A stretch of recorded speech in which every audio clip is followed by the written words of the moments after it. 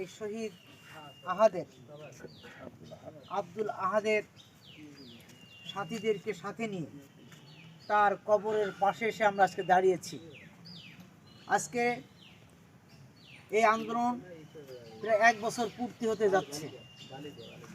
আমরা আজকের এই কবরের পাশে দাঁড়িয়ে সর্বপ্রথমে এই দাবি করছি, এই সমস্ত আমাদের শহীদদের খুনিদেরকে দ্রুত দৃষ্টান্তমূলক শাস্তি দিতে হবে।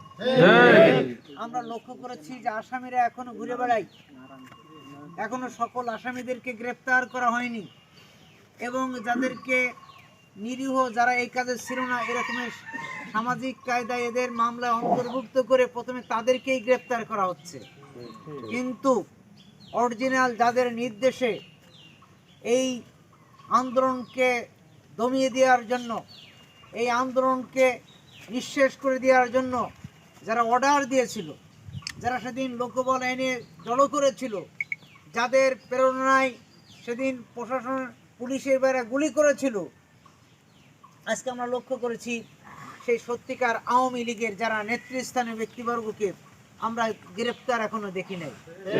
এই জন্য আজকের 1 বছর পূর্তি আমরা আগামী 5ই আগস্ট ইনশাল্লাহ বিজয় দিবস আমরা পালন করব। তার আগেই আমরা চাই যে সকল খুনিদেরকে গ্রেপ্তার করে বিচারের আওতায় আনতে হবে।